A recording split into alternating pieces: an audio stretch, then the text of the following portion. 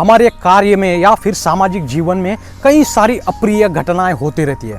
कई सारी चीज़ों के नतीजे ऐसे निकल के आते हैं जिसकी अपेक्षा हमने की नहीं होती है, जो हमारे अपेक्षा के अनुसार नहीं होते हैं। और जब ये घटनाएं होती है, जब ये अप्रिय घटनाएं होती है, तब हम उसे असफलता का लेबल लगा देते हैं, तब हम उसे फेल्योर का लेबल लगा देते हैं। और इन छोटी छोटी घटनाओं को हम फट से जज कर लेते हैं, उनको फट से फेल्योर करके घोषित कर लेते हैं।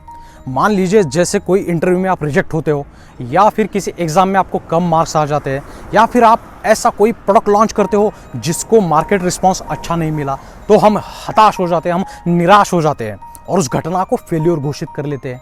लेकिन इसका निर्णय कौन करेगा कि आप फेल हुए? क्या लोगों से आई हुई आलोचना इसका निर्णय करती है? क्या आपने बिताया हुआ समय, आपने बिताया हुआ पैसा इसका निर्णय करता है कि आप असफल हुए? या फिर आपका बॉस, या फिर अगर आप स्टूडेंट हो तो क्या आपका कॉलेज यह निर्णय करता है कि आप फेल हुए? तो इसका निर्णय हम स्वयं करते हैं। इस धरती पर हम स्वयं ही खुद को असफल घोषित कर सकते हैं और दूसरा कोई कर नहीं सकता, क्योंकि असफलता एक सब्जेक्टिव चीज़ है, यह एक व्यक्तिपरक चीज़ है।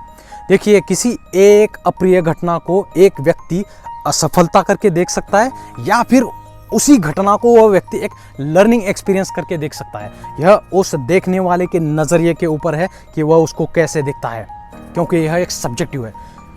देखिए, अगर हम असफलता को अपना दुश्मन समझेंगे, अगर हम ऐसा सोचेंगे कि असफल हुआ यानी मेरे ऊपर एक कलंक लग गया, मैं कलंकित हो गया, तो हम आगे के सभी रास्तों को बंद कर देंगे।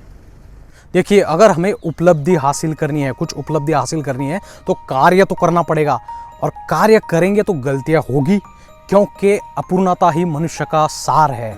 हम गलतियां करेंगे, लेकिन उपलब्धि हासिल करने के लिए हमें इन गलतियों को समझना पड़ेगा, इनको पॉजिटिवली देखना पड़ेगा, क्योंकि उपलब्धि का मार्ग विफलता की भूमि से ही सींचा जाता है। देखिए, हमें एक ब्रॉड व्यू लेने की ज़रूरत है, एक टॉप पिक्चर देखने की ज़रूरत है। क्या यह फेल्योर सच में फेल्योर है, या हम उसे वैसा देख रहे हैं, ये समझना ज़रूरी है। क्योंकि ऐसा देखने से, क्योंकि ऐसी मानसिकता से हम अपने प्रयासों में सातत्य ला सकते हैं, हम अपने विश्वासों पे दृढ़ रह सकते हैं। वरना यह छोटी छोटी चीज़ें जिसको हम फेल्योर कर रहे हैं, वह हमारे इरादों को मार देगी, वह हमें बेचैन कर देगी। देखिए, सफलता यानी कोई मंजिल नहीं है, सफलता यानी एक प्रोसेस है, एक मार्ग है। वैसे असफलता यानी कोई मंजिल नहीं, कोई इवेंट नहीं है, वह भी एक मार्ग है, वह एक प्रोसेस है। इसलिए जब तक हमारी सांस चल रही है, तब तक कोई भी इसका निर्णय नहीं कर सकते कि हम असफल हुए।